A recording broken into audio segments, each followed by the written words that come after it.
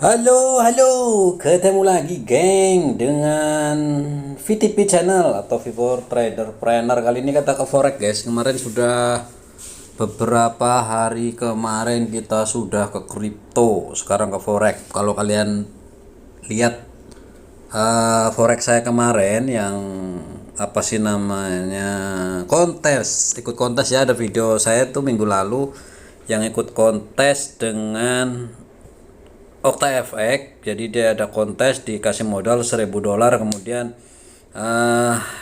kita akan mendapatkan reward mulai dari ada yang dapat $5.000, ada yang $3.000, $1.000 sampai berapa, dia ada 5 level kalau nggak salah ya.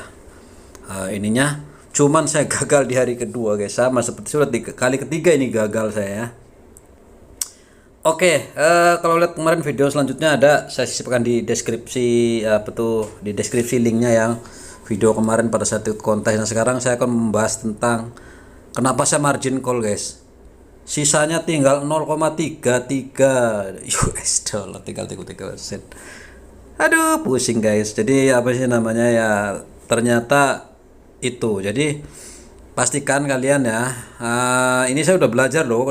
Kalian lihat video saya itu sudah dari awal sampai sekarang sudah berapa bulan itu nggak berhenti guys. Saya nonton, belajar klak klik bagaimana caranya, ini apa tidak, ngikutin yang ini, yang ono, yang unu, yang anu, ikutin semua, sudah ikutin.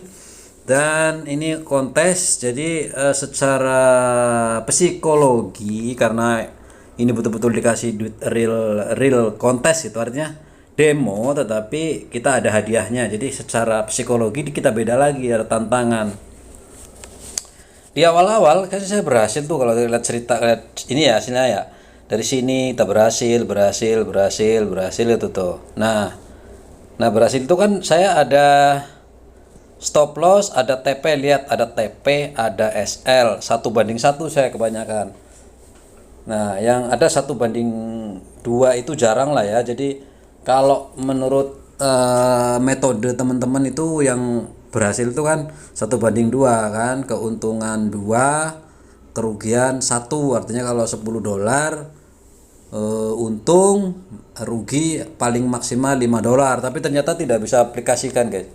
Jadi semenjak dari sini begitu kita gagal, ini gagal, kena SL, ini kena SL juga apa bukannya, oh manual nih, kemudian SL, itu semuanya SL, semuanya gagal.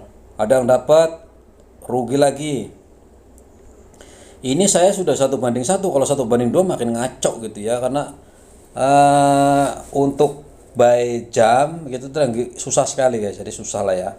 Nah kemudian di sini juga dapat sih ya sebetulnya, apa bener ya kalau kita konsisten, sebetulnya kemungkinan besarnya berhasil ya, kemungkinan besarnya. Karena kalau ngelihat rekor seperti ini, kalau 1:2 memang berhasil sih. Kalau kita lihat nih, ini perdagangan 1 2 3 4 itu untung 5 6 7 8 9 10 11 12 13 14 kali untung. Kerugiannya adalah 1 2 3 4 5 6 7 8 kali rugi. Kalau 1:2 masih berhasil, 1:1 pun masih untung juga kan, masih untung lah. Tapi kalau 1:2 kan, ini kalau ngelihat ini ini rugi, ini berhasil, malah yang kerugiannya itu 2.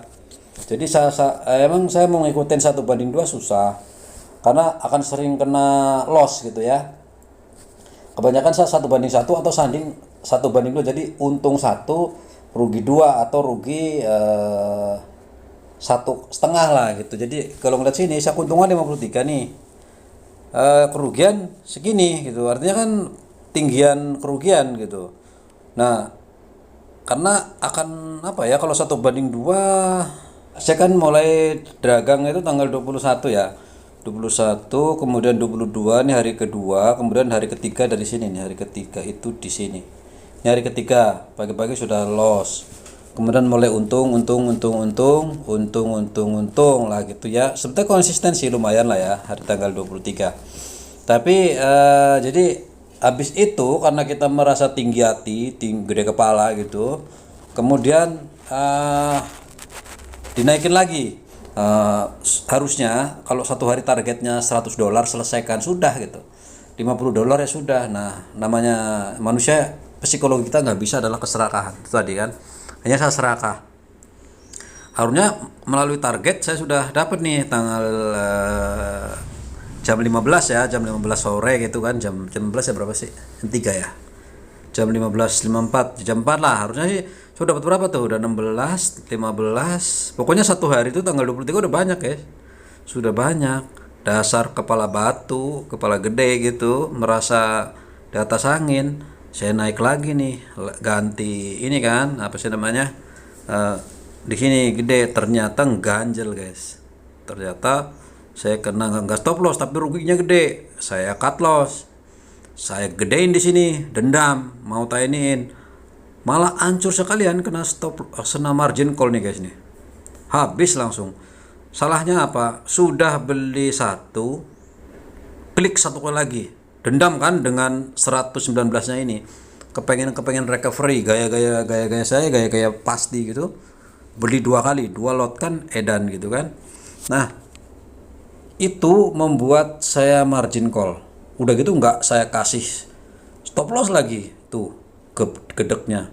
Padahal awal-awalnya kasih kan dari sini, sebagian besar ada stop loss lah tuh kan. Makanya kalau stop loss walaupun rugi, kan mengendalikan kerugian namanya. Begitu tidak ada stop loss, ya akhirnya tak terkendali, pada akhirnya habis. Duit kontesnya habis, kayak sudah nyengir aja udah sekarang nih, nggak bisa ngapa-ngapain kan. Namanya juga kontes dikasih $1.000 aja. Nah, itu adalah evaluasi pertama psikologi. Sebetulnya serakahnya itu harus dikendalikan. Kalau mau berdagang itu, jualan ini, pertama tetapkan target dulu.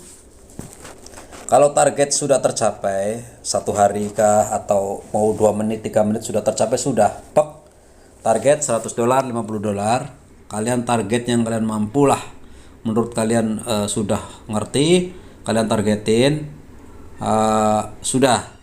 Lepas tuh stop untuk satu hari. Stop. Kecuali betul-betul punya momen yang benar-benar yakin akan dapat. Kalian pasti tahu lah ya, kalau yang belajar lama di technical analysis pasti nanti kalian akan dapat lah gitu ya, feel-nya gitu ya, feel bahwa ini akan naik, feel ini akan enggak gitu, dapat.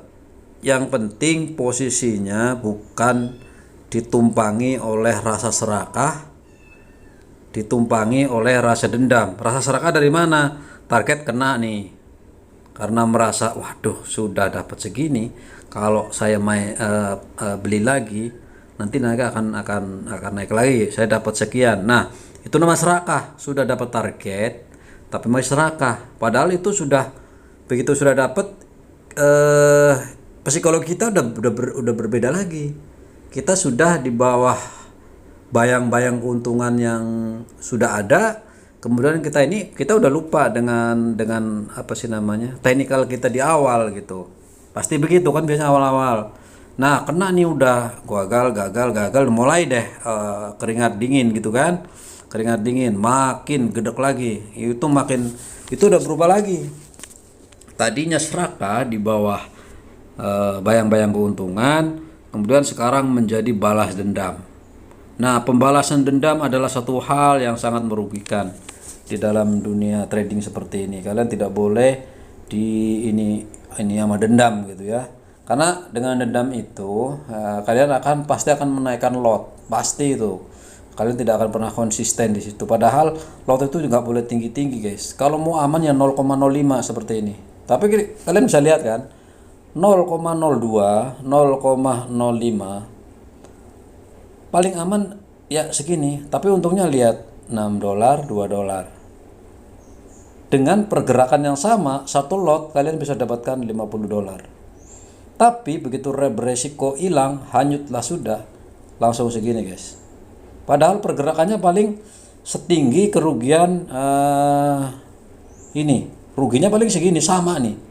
Pergerakannya mungkin sama, sekian pip, kemudian dia anjloknya sama atau salahnya sama, tapi habisnya beda gitu. karena kan lot di situ mainnya. Jadi seperti itu. Nah kemudian sudah mulai dendam nih, dendam akhirnya udah ya sudah ada kelar lah gitu. Oke, itu secara psikologis saya jadikan patokan ya, itu evaluasi saya betul-betul yang sebetulnya udah tahu tetapi selalu berulang, terulang dan terulang. Nah sekarang kan bagaimana caranya saya itu mengelola psikologi saya. Mental itu harus dijaga betul-betul, jangan serakah, jangan gede kepala, jangan balas dendam. Oke, recovery justru harus tenang sekali. Itu yang pertama. Yang kedua adalah money manajemennya. Jaga jaga kerugian terjun lebih dalam, yaitu dengan stop loss. Nih ada TP, ada SL. TP taking profit terserah Anda lah TP, tapi jangan terlalu jauh juga. Nanti balik lagi itu. Nah, sama SL. Memang secara SL rugi kan jauh ya. Kita dapat $53, dapat $27, kalau ruginya tiba-tiba 80, ruginya 60 karena saya nggak 1:2 gitu ya. Jadi kalau 1:2 untung 50, rugi 25. Tapi dengan cara seperti itu akan sering loss. Tapi kita belum orang bilang kalau dikalkulasi loss 10 kali untung 5 kali aja masih impas gitu ya. Jadi kalau loss 10 kali untung 6 kali masih dapat 1 kali. Itu intinya seperti itu. Nah, cuman saya nggak lakukan itu. Nah, itu evaluasi saya ya. Jadi technical analysis yang gunakan money management saya harus konsisten 1:1 atau 1:2 atau paling minim 1:1. Maksimal ya 1:1. Saya itu 1:2 itu 1 untung 2 loss. Jadi begitu ini ya kita rugi seperti inilah ya. Susah juga lah. Jadi nggak konsisten. Jadi secara psikologi sudah, secara money management juga sudah. Sekarang saya teknikal. Kenapa saya begitu pedenya? Kita beli 2 kali. Mulai dari saya buka di sini di 19.663, kemudian 19.213, 19.695. Nah, di sini saya coba akan sedikit evaluasi lah ya di sini. Ini saya masuknya. Ini saya besarkan aja biar gampang terlihat di sini. Pertama adalah saya masuk di 19.202. Yang sini ya. 19.202 mana tadi? Di sini. Ini ya 19.213 tepatnya, tapi kan saya ngepasin susah. 19.213 di sinilah kira-kira saya ambil posisi awal 213. Nanti saya carikan 213. Pasnya agak susah soalnya. Nah, di kisaran sini. Nah, 203 jam berapa nih? Jam 13. Jam 13-an ya. Berarti di sini. Ini kan udah turun nih. Di sini. Apakah saya salah gitu ya? Ya seharusnya sih nggak salah dong. Karena dia dari ini udah naik, dari sini naik, kemudian dia naik ke sini, ini puncaknya. Kita turun nih ke sini. Dia naik. Nah, perkiraan saya kan pasti naik itu kan harus tembus ini dulu baru dia turun. Nah, sebetulnya begitu di sini dia turun, saya beli sell. Di sini nih, sell. Begitu di sell, ternyata bablas ke atas, breng. Betul perkiraan sampai saya di sini dia akan turun kembali, nggak apa-apa, saya abaikan kan. Dari sini sell, harusnya kan loss ke sini loss, tapi saya masih ada harapan di sini nih, nyangkut di sini. Dari sini pasti akan turun lagi. Dia naik, saya biarkan. Betul sih, turun, cuman ternyata sampai sini aja. Habis itu bablas naik, saya lupa. Nah, karena saya biasanya sudah saya kasih stop loss, sudah tak biarkan aja gitu. Harusnya biasanya begitu sih ya. Ternyata yang ini nggak dikasih stop loss, jadi udah akhirnya melanglang buana gitu ya. Sudah, kemudian saya masuk di sini di 19.663 sama 19.95. Jamnya berbeda-beda memang. Jamnya ya. Jadi saya masuk jam berbeda-beda, tapi deket-deket lah ya. Jadi saya jamnya deket-deket. Yang 2 kalau nggak salah 19.663, 19.695 ini saya masuk yang ini jam 15.53, yang ini jam 16.23. Jadi beda 1 jam. Yang ini nih saya masuknya. Perkiraan saya juga sama, dia naik udah panjang kan, dari sini udah rugi nih. Waduh, biarkan saya rugi, nggak apa-apa. Dari sini dia naik sampai sini. Habis naik dia turun sampai sini kan, dia turun. Ini turun yang awalnya nih. Makanya karena turun dari sini ke sini, itu turun. Saya ambil di sini, turun lagi, saya ambil di sini, double lagi kan. Tiba-tiba sampai sini turun naik lagi gitu, babat, malah pada akhirnya seperti ini.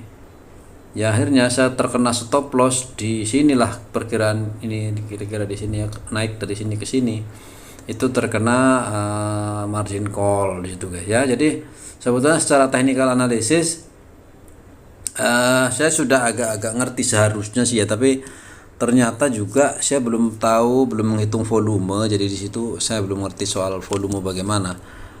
Saya mungkin udah ngerti pergerakan antara candlestick, dia bisa kapan dia naik, kapan dia turun. Betul sih turun, tapi tidak bisa mendekati.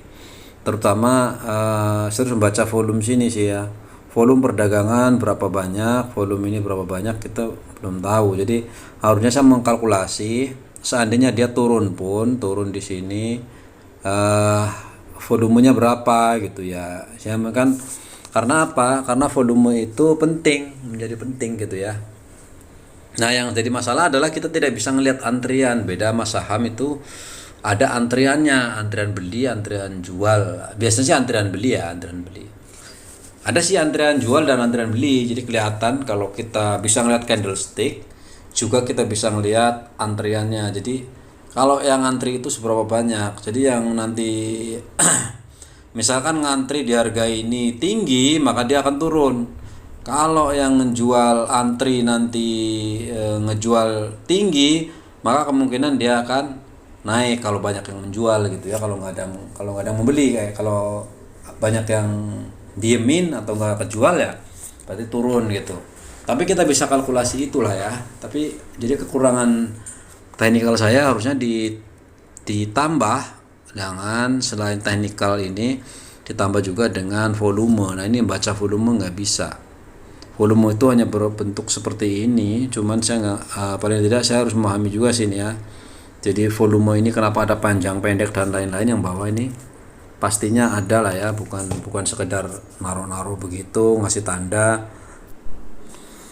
Jadi kita nggak boleh menyerah guys ya. Ya buat teman-teman itu jangan, kalau kita nggak mempelajari cuman buy sell, nanti kalah beli lagi, nanti menang, nanti dapat sell lagi, itu kalian nggak akan dapat apa-apa guys, percuma saja lah gitu. Jadi cuman kedapatan pede-pede doang. Oh nanti gede kepala, itu kan masih gede kepala nanti timbul serakah. Jika sudah mulai ini akan timbul kalah, akan timbul dendam, timbul marah dan seterusnya. Padahal ini kan nggak boleh, harus tenang. Jadi evaluasi seperti itu. Jadi harus pelajari psikologinya juga, metodenya juga, terutama money managementnya. Ada stop loss, ada itu. Kemudian secara technical analysis kalian harus belajar juga. Jadi harus makin bisa technical analisa, kalian harus betul-betul bisa lah gitu. Nah itu adalah ada cara yang itu metodenya kalian coba cari sendiri, tapi jangan hanya klik buy klik sell, karena itu ini pasti nggak akan bisa lah seperti itu ya. Jadi jangan ketarik dulu kalian menggunakan Jadi jangan buru-buru kalian menggunakan duit real. Jangan sekali-kali duit real. Kalian pakai demo aja. Nikmati aja seolah-olah ini kayak game-gamean gitu ya. Game-gamean yang mana menganggap itu duit sendirilah gitu. Jadi nanti kalau udah berhasil sambil belajar, sudah yakin betul berkali-kali, coba berkali-kali, baru kalian coba pakai duit real. Jangan terhitung waktu udah seminggu, 2 minggu, 3 minggu, jangan. Bertahun-tahun. Menurut pengalaman teman-teman kita gitu yang sudah berhasil itu kan ada yang setahun, 2 tahun, bahkan sampai 5 tahun tuh demo ada guys. Lihat silakan lu YouTube-nya, ada tuh 5 tahun demo. Itu pun setelah gagal pakai duit real gitu. Jadi ya jangan ikuti itu gitu ya, jangan ikutin. Karena kenapa nggak pakai demo aja, kenapa pakai duit main-main aja tetapi sambil sedikit belajar pelan-pelan gitu. Karena kalau kita berhasil di demo, otomatis peluang kita untuk berhasil di real lebih besar pastilah, dibanding kita di demo saja masih gagal, bagaimana di realnya gitu loh. Kan lebih baik di demo berhasil berkali-kali dan berkali-kali tidak pernah miss, potensi berhasilnya di yang asli di real itu akan lebih besar, kalau lebih besar tentunya kan. Nah jadi jangan pakai duit real dulu, belajarlah dulu pakai duit demo. Seperti itu guys ya untuk forex. Jadi buat teman-teman semuanya, belajar forex itu paling mudah justru karena disediakan duit demo, tidak banyak juga kita pelajari. Kan kita belajar nggak banyak juga lah kalau uang, beda sama kripto ya, karena bermacam-macam, kita harus kenal ini kenal itu. Ini kan uang aja, cuma kenal euro, kenal USD, kenal emas, kenal sedikit indeks atau saham juga ada. Kita hanya kenal beli dan kenal jual, sudah lah, nggak perlu banyak-banyak kan. Cuman hanya apa sih namanya, deposit, withdraw, ya udah gitu-gitu aja sih, ya nggak perlu banyak dipelajari sih.